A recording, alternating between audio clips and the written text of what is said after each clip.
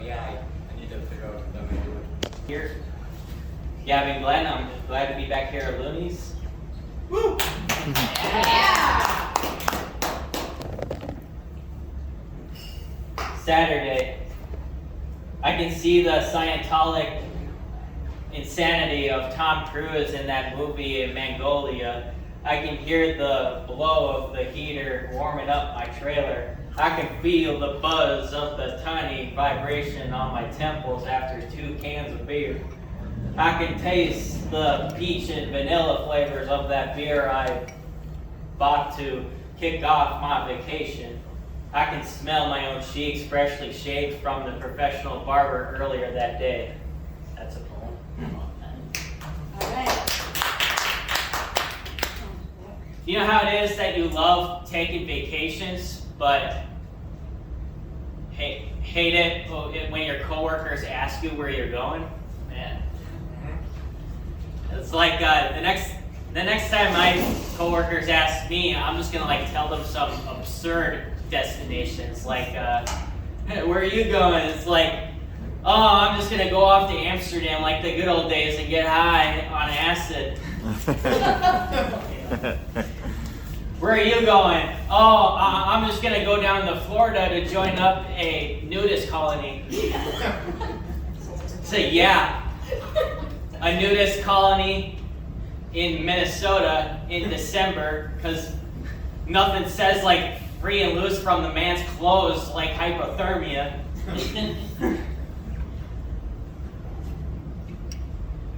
But yeah, it's great to see the fish houses out on the lakes, because I got a couple of fishing stories here. I once got a line stuck in the propeller. It was one of the spinners I have, and it was like while we're trolling, and so once we got it out, I thought to myself, man, this must be what a bank teller must say, that this is a amateur teller. I don't know. Because any nervous violin player needs a fiddle spinner.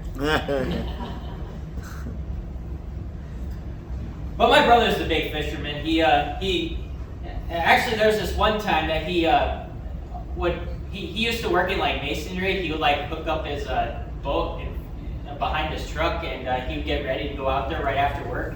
He would take a buddy along with them, and it didn't matter what they're wearing, because they're in white beaters and Carhartt overalls, and they got polka dot concrete on them, like masonry Dalmatians. That's the best way I can describe them, as masonry Dalmatians. But they're just out there on the lake on a slow day. They're not catching anything, but all of a sudden they got a houseboat that comes along with a bunch of women in bikinis are just cheering them on, woo-hoo! And him and his buddy are just gonna flex to them yeah! And the best part about it was they assumingly they got their boyfriends on the houseboat fishing as well at the end of the boat, so they're all skinny pale in their swim trunks, with one hand on one rod and all distracted with the phone on the other hand. And my brother wanted to freak them out, pump up his speaker with the music, boom, boom, boom, boom, boom. Yeah, come, love that houseboat, come in our fishing boat. It's like a houseboat cutting in half. Boom, boom, boom, boom, boom, boom, boom, boom, boom, boom. Dang, ooh, walleye. But yeah, it's kind of great. Hearing all these fishing stories, even though I'm not a part of them, but maybe there's one that I am a part of. I had this one friend I grew up with that we used to go on this other guy's property that he gave us permission into fishing in his fishing hole. The only weird part about that is that there's a house right across the lake, so I'm just kind of wondering that owner's got some telescope looking at us. And it was kind of weird. It was around that same time during that summer that some cops was kind of looking for some predator in a 4-wheeler, and it kind of so I mean, we were out there during the day. It was summer. I mean, it was easy of us being in broad daylight, like running for our lives and all.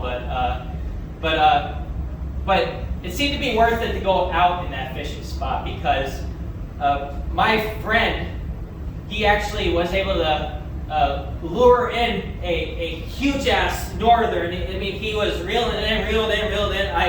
It seemed like that fish was almost too big to fit in the net. It was like we dragged it in there, and he was able to mount at least 60 to 80 inch of a giant northern pike.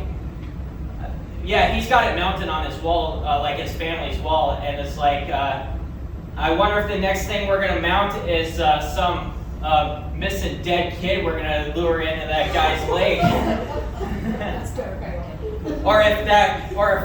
or if good riddance of that predator, we're gonna melt the shit out of him too. It's like that. If that's not sweet revenge in the waters, I don't know what is. But here's one other fishing story I got from this one new friend I just made during the summer. This past summer, I was like playing volleyball with him, and he went out fishing for sharks once, like out in Florida. Like he was out in Tampa, Florida. He had like his own fishing guide that like kind of hooked him up with like the chains, like hooked up to his rod, and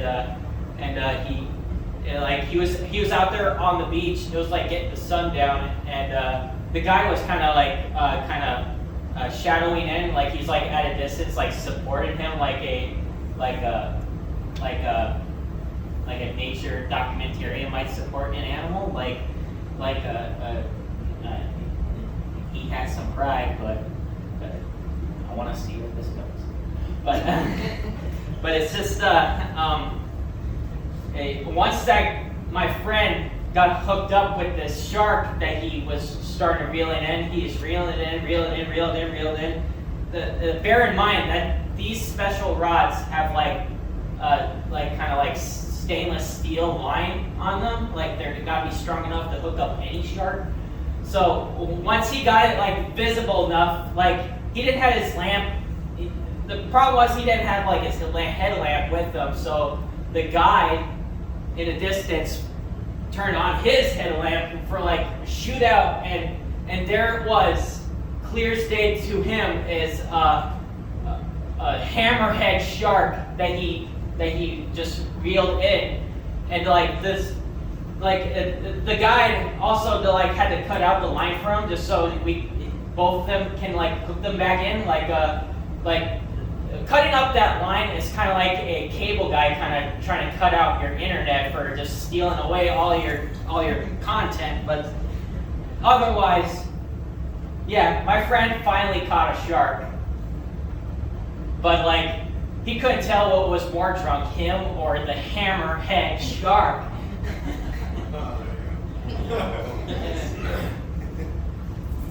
All right, I just turned 29 years of age. Woo, yeah.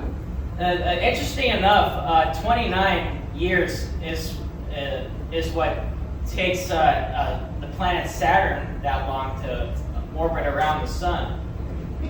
And you can say what you want about Saturn, but that planet's got a lot of bling bling on them. All those rings, it's like, yeah, we're gonna drop by this bitch of a solar system.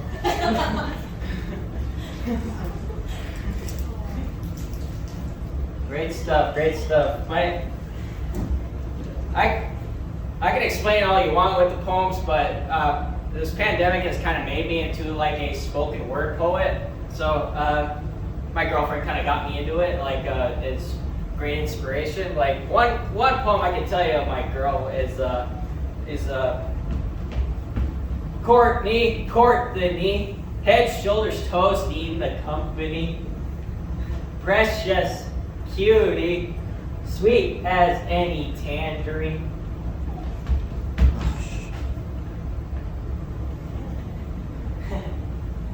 All right, yeah.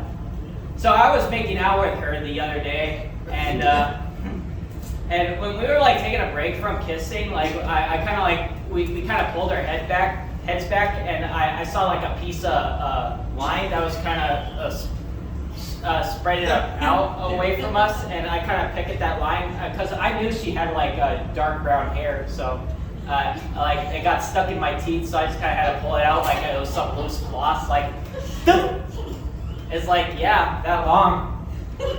That's what she shed.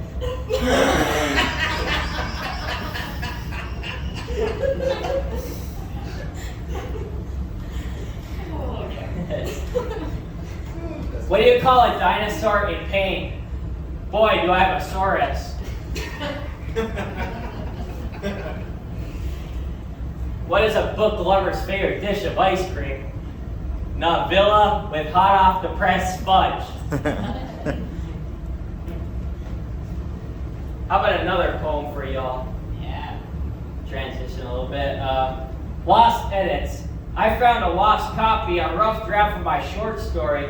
I had 1,000 words. My current draft has 3,100. All of those edits looking fresh from a college professor I befriended backpacking. We bonded over coffee, nature, and writing. And he had a magnificent blonde hair too. I bet his daughters are going to model after him as a teenager. Now I'm mentioning that out of the best respect because one of them looks like an old classmate from creative writing. I ran into her at the gym in class. She shared this essay about playing soccer in Spain. Taking an interest in sports goes easy on the legs, rushing to practice 3 to 4 times a week during a trip abroad. Back to my short story. I wrote a fiction piece on women's roller derby. It was non-fiction. Actually, if it was a non-fiction piece, I would be interviewing players and fellow NSOs, non-skating officials, volunteers that you can count on for stats and prepping the fans. One of our newest volunteers caught me living my life outside of sports. I'm failing to mention I tell jokes in public. She heard my bits on roller skating, and I keep my skates on when I'm driving and ending up driving a 12-wheeler. Once a cop pulled me over and said, this is the first skating run I've ever had to give a ticket for. Well, don't slap those handcuffs on me too tight, because I wasn't sure it'd be the last. Well, what if the Flintstones took place in the 70s? Wouldn't Fred take up a little skating just to keep a nice pair of spare wheels on his car? My first 12-wheeler, yabba dabba doo. She laughed at the first open mic when she went through. Whenever this quarantine is going to be over, now that I've edited some of my material, I'm ready to see my friend and anyone laughing in person again. But back to my friend. She was also blonde. And the fact that I was not always the easiest to persuade, I play dumb with fiction, and prose I pose for the creating dialogues by learning places rather than just going places. That's pretty good. So yeah, I can talk about roller derby to y'all. It's pretty much like a bunch of these skaters are like Ronda Ramseys on wheels. I mean, just knocking the shit out of each other, and it could get even more graphic in roller derby if like Olympic gold medalist skier Lindsey Vonn would just swoop right in and just decapitate everybody else. Yeah, women can get pretty tense. But you got your scorer that's wearing a star on their helmet, the jammer, and then you got the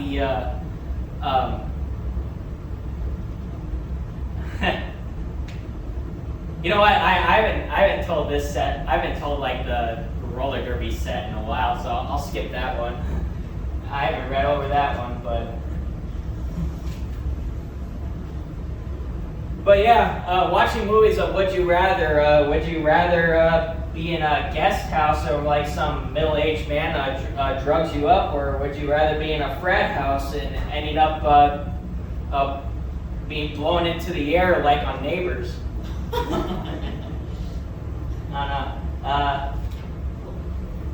This sounds good for a pharmacist to be called Dr. Feynman, but it would be a little bit of bad news if there's like a first name basis. It's just like, all right, we're prescribed to you, Molly. That's not going to end up well. I remember this one. I remember this. It must have been sometime during the spring that like the temperature dropped like as fast as 40 degrees. There's like one day that it was like a really fast drop. It dropped like 40 degrees within 12 hours. That'd be like God playing like hamster on us, like taking away our lights right away. It's like.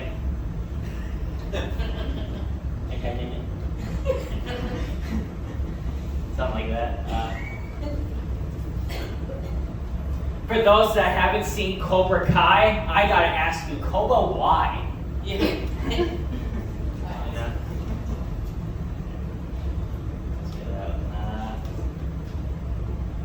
know, eating gas station sushi is kind of like a gamble of eating, because you're always taking a California roll on the dice.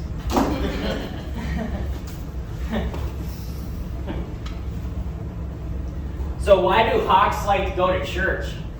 So they can pray. But yeah, I've done some traveling here and there. I can't even tell how long I've been up here, but I've been traveling here and there. I guess nobody's complaining. Nobody else is gonna. This guy's going to. He's the host. I've been traveling here and there. I was just up at Fargo where this. I stayed at this Airbnb where this guy mounted a muskie up on his wall. It's like a pretty scary looking, ugly fish. I was like, I'm kind of worried that'd be one of those fish that'd be like, it'd fold out to you and sing songs to you. Now, I don't know if it'd like sing like country music and all, but I was thinking like a muskie could sing something hardcore like Korn or Kiss. Speaking of which, yeah, if those two bands ever tragically ended up in front of the pearly gates, I wonder if God would like pull out his reserve book or something like that. It's like, okay, Korn, Kiss, K. Both start with a K. All right, for the freaky masked singing group, please step forward. Not so fast, Korn. Jimi Hendrix. Oh wait, no. Gene Simmons. I bet French kissing to him is like yoga for his tongue.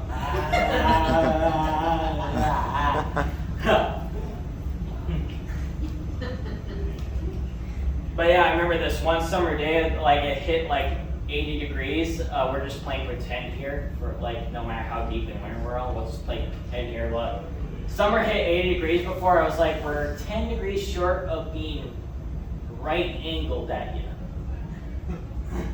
I know, that's dumb.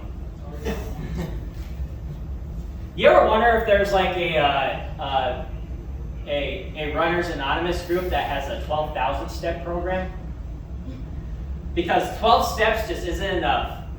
12,000 steps, easily 4 miles. But yeah, I've gone into running a bit. The problem was I've had a little trouble of like focusing on my running or my music. Like I play my guitar as well, so I don't even like know what strengths to focus on, either my hamstrings or my G strings. Because you need with a bass voice like mine, you need a good wedgie to get a good high note. Yeah. Speaking of which, traveling here and there, like I could tell you a story about like my Poland trip. I went out to Poland back in January 2017, and weather was just as cold as Minnesota up there. Like we all like walked outside, like touring the place. Like a lot of us was like slowly starting to become like the March of the Penguins, like. Yeah, and a lot of us were taking pictures on our phones, so a lot of us had to be freeze to the elbows like this. Some of us. Yeah, and there was like this clock tower that looked interesting. It kind of looked like splat. Here's the time. It's like, I didn't know the Looney Tunes in Poland were so good at architecture or something like that. Or like Nickelodeon place, whatever. But yeah, I ate a lot of soup in Poland. There was so much soup I ate in Poland. It's just like of like being so cold out there, I could have just jumped in the soup. It's just like, yeah, the third degree burns never felt so good before.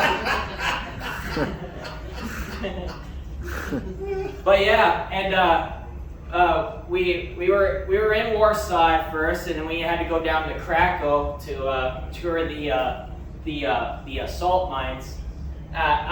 I'm just kind of worried that like next door there was going to be like the pepper mines, because a lot of us would end up sneezing the whole tour. It's like achoo, achoo, achoo, achoo, achoo. But yeah, it was great about Poland, and I guess I can tell you last about Poland is like the reason why I went on it is because I was on the a college choir. I sang bass for them. And I guess that puts that on a good high Note.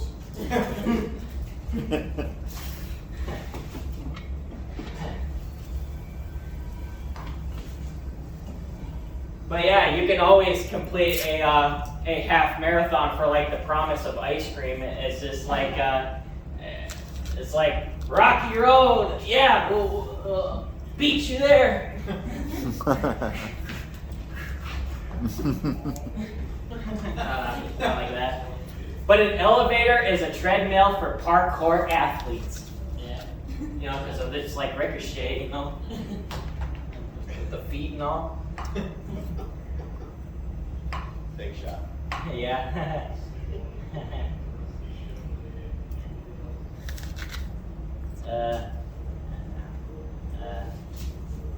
Maybe another poem?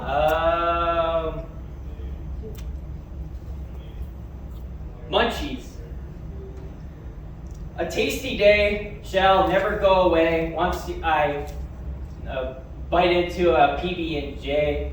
I can feel why bananas may taste well into such a sandwich, the comparable softness of texture. I snack on more lemon drops, Kool-Aid, pixie sticks, child's speedball. I could go on more while you're old and tall, but there will always make me sick on an overdose. Munchies don't fulfill all needs, but more cavities when forgetting appointments of fill-ins. It takes more in one moment to realize that sharing snacks, making up for more fun as the start of many beautiful good deeds if hyperactivity serves well for a while. All right. What else? My brother once got me into eating these peppers. They're like these pickled peppers that he got from a coworker that he like went onto the Snapchat to make a clip of me like trying one of these peppers, and once I crunched into it, I started holding it in like and then I got coughing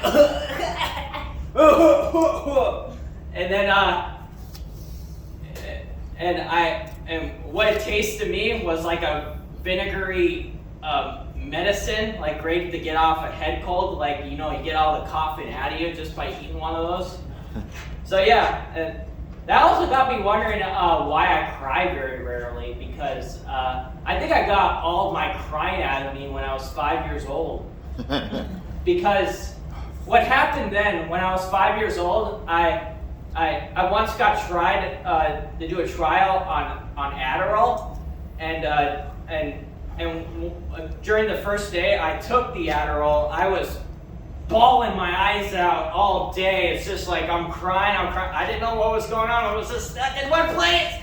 And then my doctor was talking to my mom, and hearing all this is just like, don't give him any more Adderall. So I got off that completely. So going heavy on the letters, I guess the Adderall was like more in the emphasis of my underlying ADD. I wondered, like, I got so good at math, like adding up a bunch of things, like I forgot so much on subtracting. It took me a while. I was like, Gavin, ADD. Hey Gavin. What? I only got like a minute and a half left of footage left. Whatever. Yeah. Okay. I got a little more time I want to tell. It's like a good closer. So I was walking through the trailer park, and I ran to this gang of vampires, right? Now, when you run into a gang of vampires in a trailer park, they don't want to suck blood from your necks. They want to give you hickeys. There's this thing about the male anatomy called the Adam's apple. That means you ever run to a guy named Adam, he has every right to give you a hickey. The consent is already there. It's like, bite me, Adam, you got me again. Are you finished? Are you finished? Are you finished? Are you finished? Are you finished? That's a good impression of a bobblehead. All right. Before I get to see, I think that's all the time I'll do. I'm good enough with that. Thank you for the. Yeah. Yeah. Yeah. Thank you so much.